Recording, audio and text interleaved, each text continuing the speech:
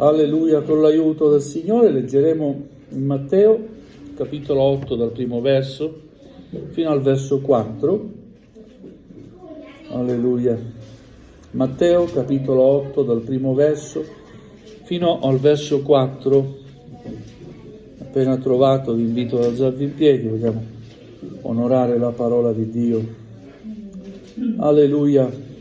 Matteo, capitolo 8, dal primo verso fino al verso 4. Dio sia lodato. Amen. Quando egli scese dal monte, una gran folla lo seguì. Ed ecco un lebbroso, avvicinatosi, gli si prostrò davanti, dicendo: Signore, se vuoi, tu puoi purificarmi. Gesù, tesa la mano, lo toccò, dicendo: Lo voglio, sii purificato. E in quell'istante egli fu purificato dalla lebbra.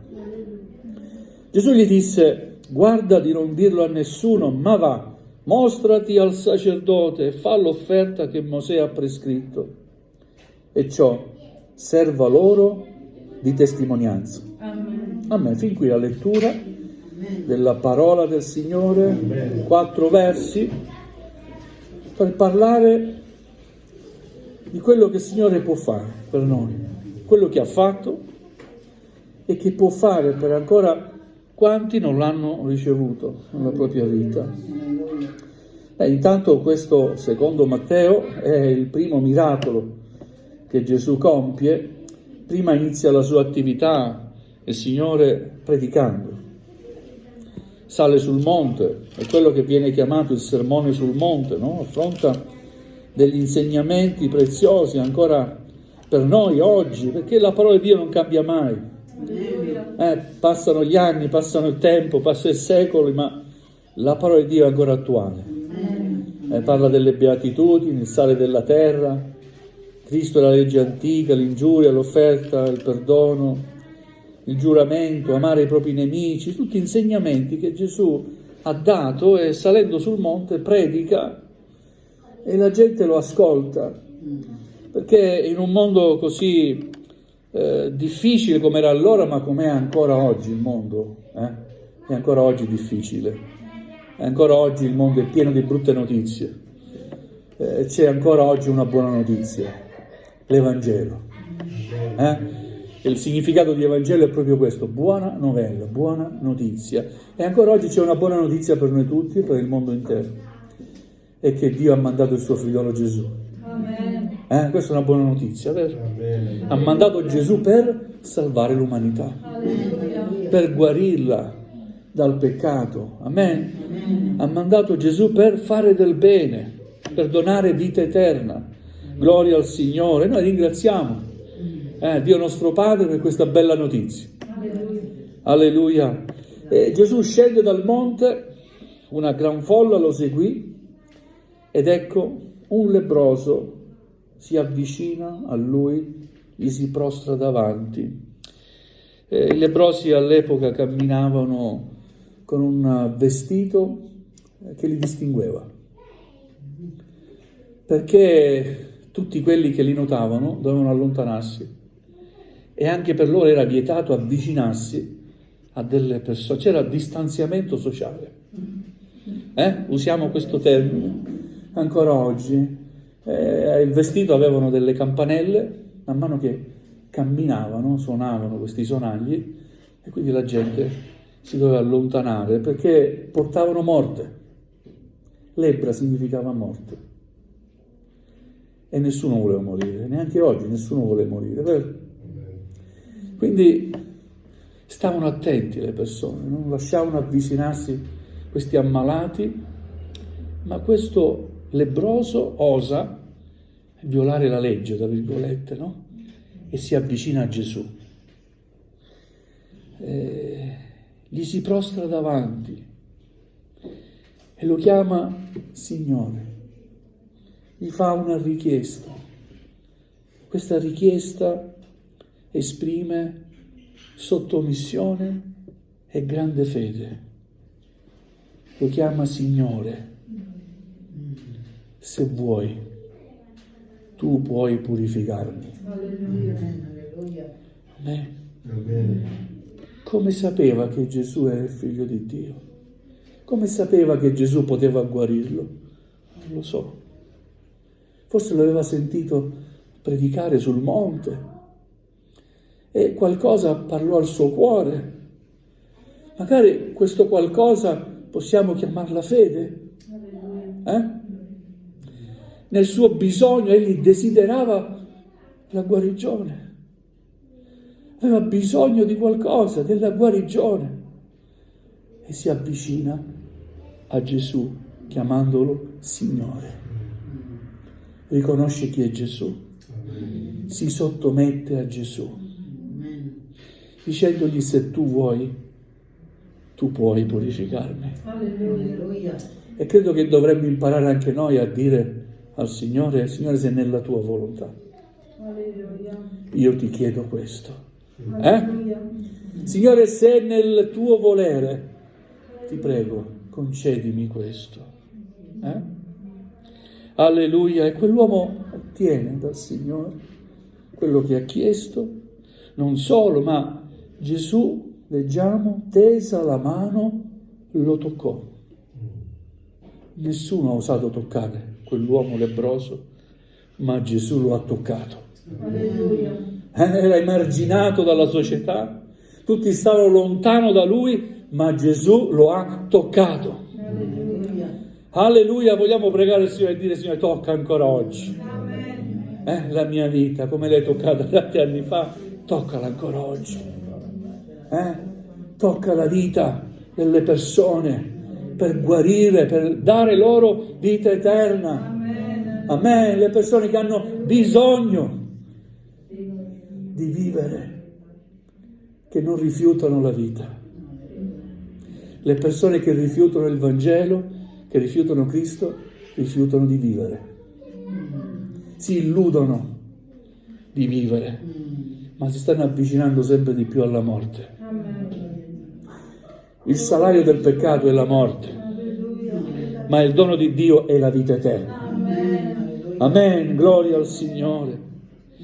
C'è una bella similitudine tra questa malattia e il peccato. La lebbra è una malattia che viene poco a poco, prima in modo superficiale, prima attacca la pelle, cade la pelle, poi va sempre più in profondità. Persino la carne, no? Perdi carne proprio. E così è il peccato, fratelli. Prima viene nell'uomo in modo superficiale. Ma cosa vuoi che sia? E niente. Ma cosa vuoi che sia? Cosa vuoi che sia? Ma il problema è che a poco non ti accorgi che stai morendo davanti a Dio. Alleluia. Nessuno poteva guarire da quella malattia.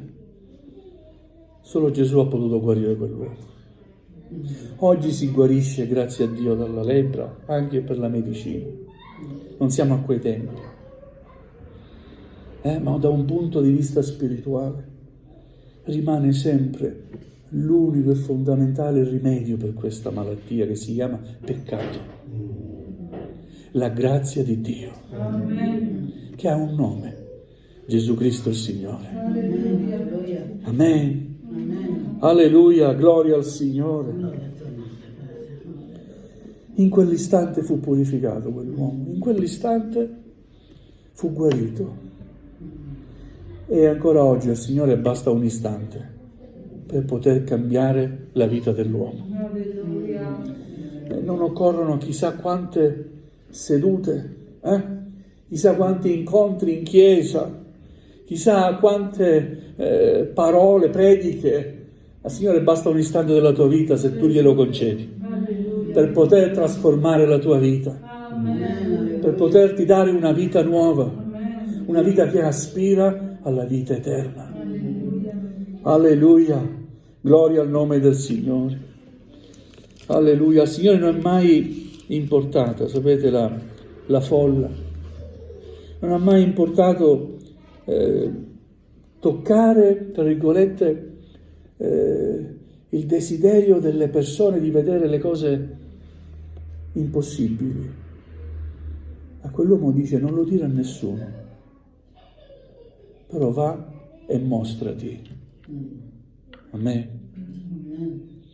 Perché le persone vengono attratte sempre dalle cose sensazionali,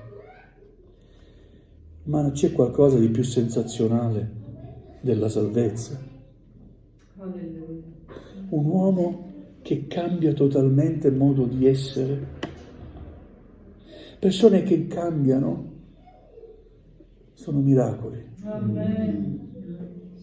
Persone che cambiano attitudini, aspirazioni, desideri, sono miracoli.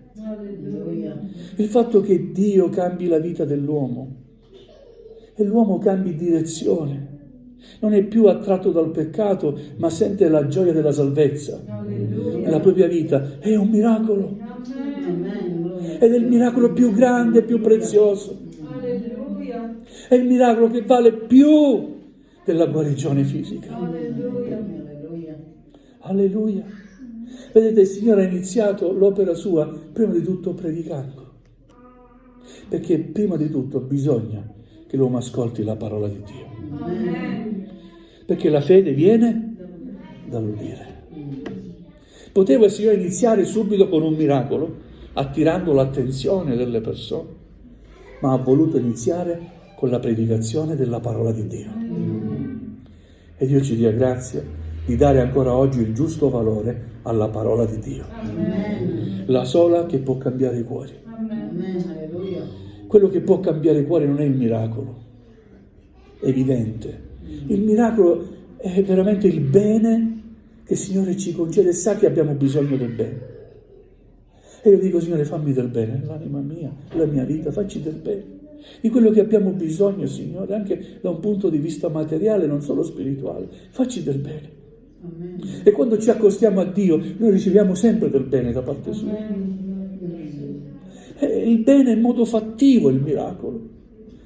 Ma ripeto, non c'è bene più grande della certezza interiore di avere la vita eterna. Amen. Di poter dire: io un giorno vedrò Dio faccia a faccia. Amen. Vedrò il Signore come Egli è. Vedrò il Padre, vedrò il Figlio, vedrò lo Spirito Santo. Amen. E non per presunzione, è perché c'è certezza che mette lo Spirito Santo in noi. Alleluia. E questo non viene da una convinzione mentale, da una convinzione intellettuale, no. Viene da un'apertura del cuore, da un arrendimento, da un pentimento. Viene certezza nel cuore. Ricevi la grazia di Dio. Amen. Amen. Alleluia. Gloria al Signore. Un'altra similitudine tra il peccato e la lebbra, sapete qual è? La lebbra si guarisce, sì, però può ritornare. È vero? Può ritornare. Se vai in posti dove c'è già la lebbra, può darsi che tu possa venire contagiato, anche se già l'hai avuta. E così il peccato può ritornare facilmente nella nostra vita, se ci allontaniamo dalla grazia di Dio. Amen. Alleluia. Dal momento che noi accettiamo Gesù nella nostra vita, riceviamo perdono, salvezza. Il Signore ha fatto tutto quello che doveva fare per noi, lo ha già fatto. Una volta che lo abbiamo accettato nella nostra vita, adesso dobbiamo camminare con le nostre gambe. Camminiamo. Dobbiamo stare attenti alla strada che stiamo percorrendo. Amen. È vero che hai ricevuto la grazia, il perdono, ma attento ad essere nella strada giusta sempre. Se ti allontani, basta un attimo, ti perdi. E ha bisogno di ritornare su quella strada meravigliosa che hai lasciato. E hai bisogno di indicazioni. Ma qual è la strada? E grazie a Dio abbiamo la sua parola. Amen. A me? Amen. La parola, quando l'ascolti, è l'indicazione giusta per te. Ti rivela se ti trovi nella strada giusta o ti sei allontanato. E allora sai cosa fare? Cambi direzione e ti rimetti di nuovo sulla strada giusta che conduce in cielo. Per questo, fratelli, non dobbiamo allontanarci dalla parola del Signore. Amen. Per questo è importante la comunione fraterna.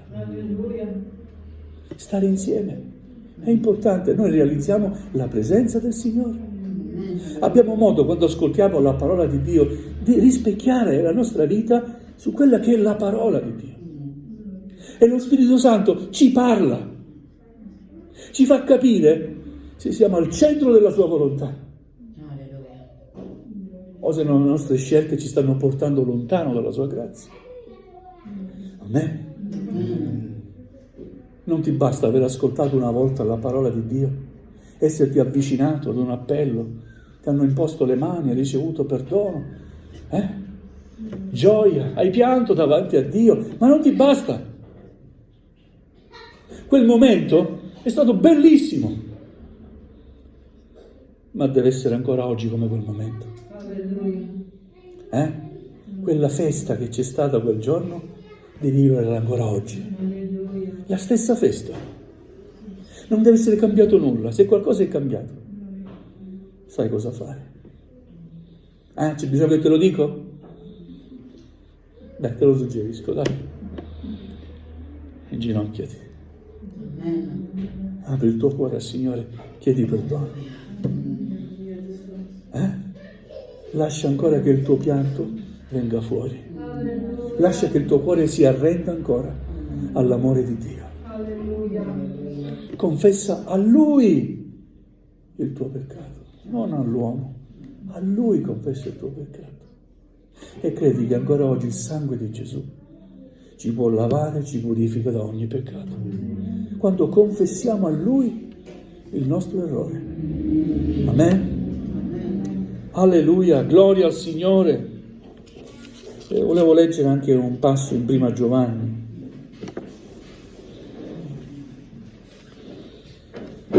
Capitolo 3.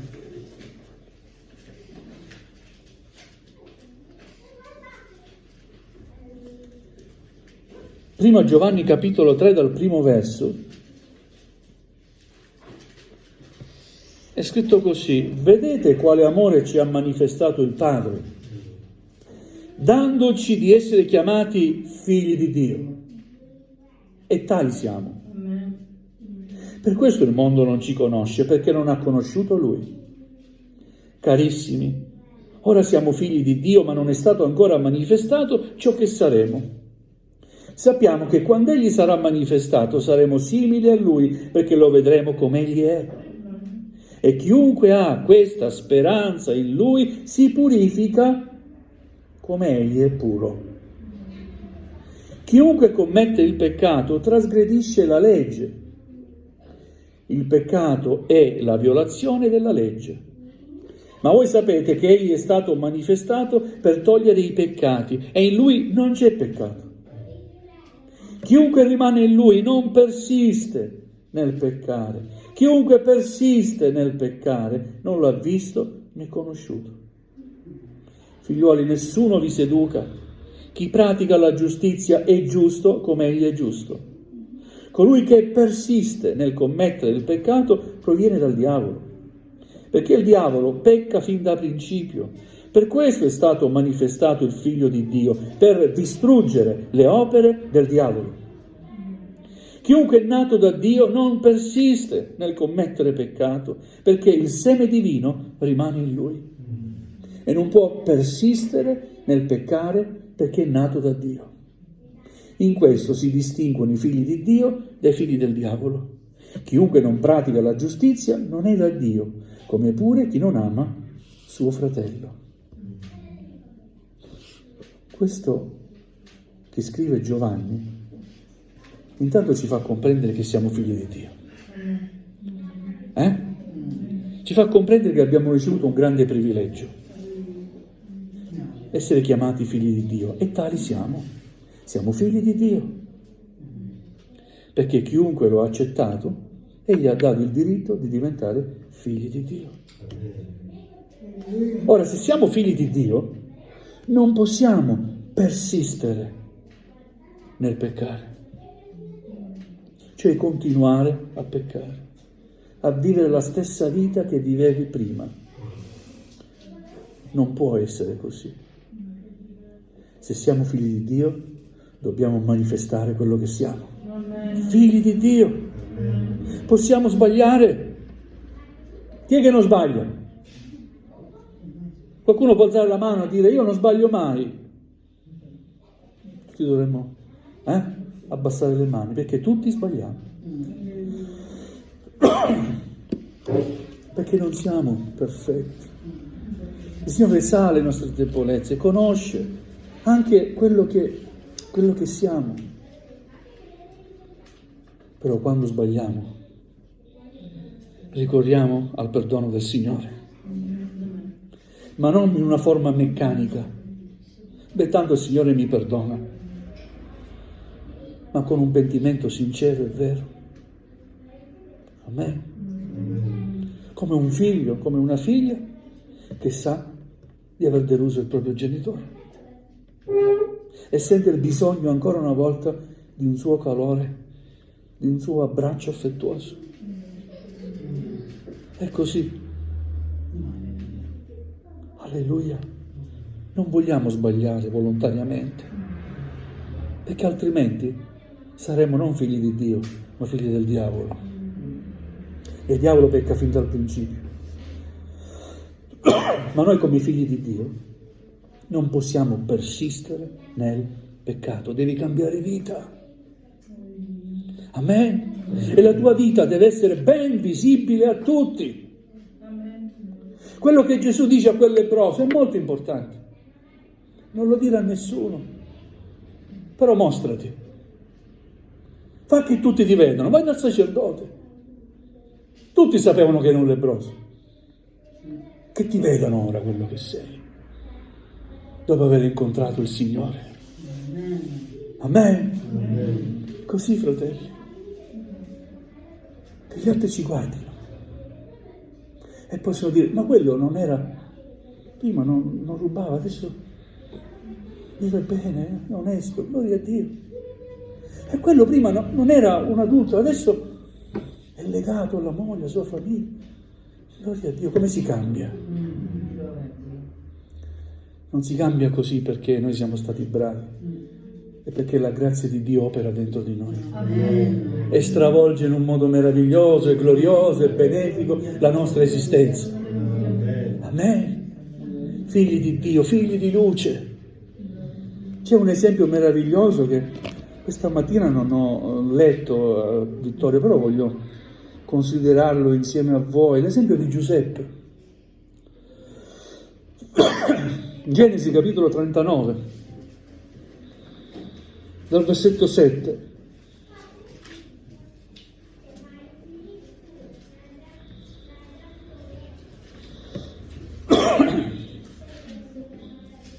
Genesi capitolo 39 dal versetto 7.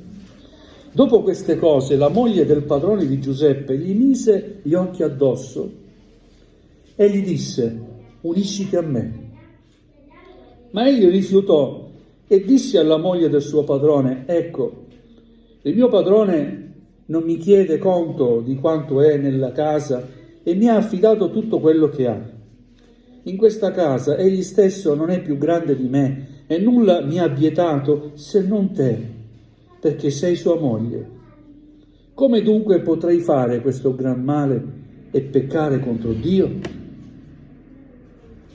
Benché lei gliene parlasse ogni giorno, Giuseppe non acconsentì a unirsi né a stare con lei.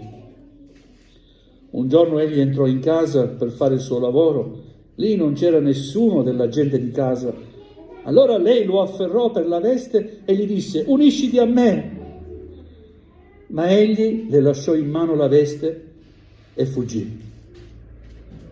Amen? Amen. E tante volte anche noi dobbiamo capire quando è necessario fuggire. Giuseppe non voleva peccare contro Dio. Era continuamente tentato. Però non ha voluto sbagliare.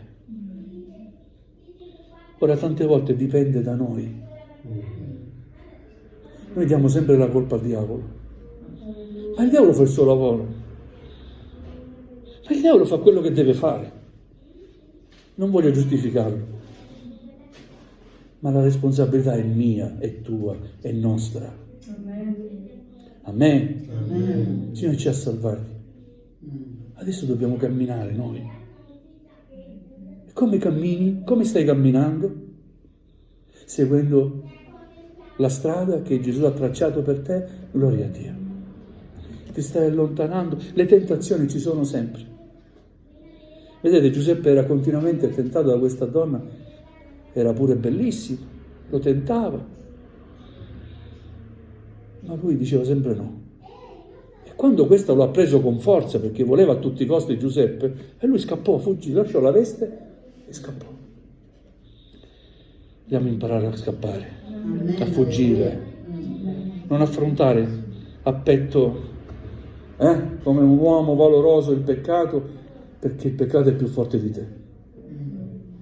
La tentazione è più forte, devi scappare. Amen, perché i più forti cadono. Fratelli, è così, i più forti cadono. Ma chi spera nel Signore, chi è umile, chi si affida a Dio, chi cerca l'aiuto del Signore, è colui che vince. Chi racconta a Dio le proprie debolezze, è colui che vince. Perché sa che ha bisogno dell'aiuto del Signore. E il Signore interverrà in tuo favore. Amen. Farà in modo, Signore, che la lebbra non ti attacchi più, perché Egli ha pagato per te, ti ha toccato e ti ha guarito.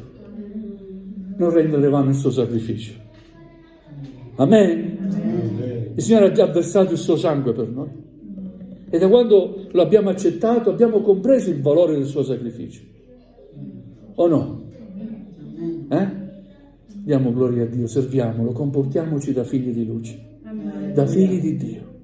E riceveremo benedizione per l'anima nostra, per la nostra vita, e in quello che chiederemo saremo in grado di dire: Signore, se tu vuoi, concedimi quello che ti chiedo, e se non lo vuoi, accetterò quello che devo accettare. Comunque l'amore mio per te non cambierà mai, Signore. La gratitudine che ti devo non cambierà mai, perché hai fatto, Signore Gesù, quello che nessuno poteva fare per me. Vogliamo alzarci in piedi, gloria al Signore.